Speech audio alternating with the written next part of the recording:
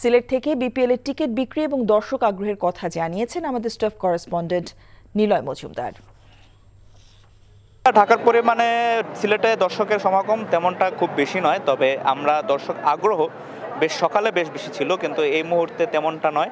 তবে আমরা যেটা দেখতে পাচ্ছি যে এখানে এখনও স্থানীয় যারা আছেন, দর্শক যারা আছেন, তারা এখনও টিকিটের জন্য অপেক্ষা করছেন। অনেক স্থানীয় দর্শক আমাদের জানিয়েছেন টিকিট পাওয়া যায়নি, তারা আগামীকালকে টিকিটের জন্য অপেক্ষা করছেন।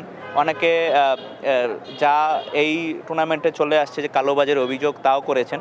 তবে সব কিছু ছাপিয়ে দর্শকদের মাঝে একটা আনন্দ আছে। সিলেটে অনেকদিন সিলেট পর্ব শুরু হতে যাচ্ছে এবং সিলেট পর্ব শুরুর সঙ্গে সঙ্গে আজ প্রথম ম্যাচে মুখোমুখি হবে সিলেট স্ট্রাইকার্স ও রংপুর রাইডার্সের টানা 3 ম্যাচ তারা জিতেছেন, খুব দারুণ ফর্মে আছেন।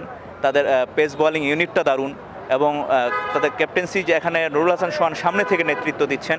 এদিকে সিলেট স্ট্রাইকার্সের দলের যদি আমরা যদি চিন্তা করতে যাই, সিলেট স্ট্রাইকার্সে জাকের আলী এবং ঘরের ছেলে জাকের আলী আছেন, যিনি খুব দারুণ খেলছেন এই মুহূর্তে। ক্যারিবীয় সফর থেকে তার ফর্মটা যেন এদিকে লাক্কাতুরায় তিনি নিয়ে আসতে পারেন, সে আশা থাকবেন স্থানীয় দর্শকরা। তবে প্রথম ম্যাচে তিনি ভালো পারফর্ম না করলেও যা স্থানীয় ক্রিকেটার যারা আছেন তাদের নিয়ে খুব ভালো একটি খেলার প্রত্যাশায় আছেন দর্শকরা। তবে এই হচ্ছে এই মুহূর্তে সিলেটের পরিস্থিতি। আমরা আরও সময়ের সাথে সাথে আমরা আরও আশা করতে পারি এখানে আরও বেশি দর্শক সমাগম হবে, আরও বেশি মানুষ আসবে। তো এই ছিল সিলেট থেকে সর্বশেষ জানছিলাম বিপিএল এর খবর।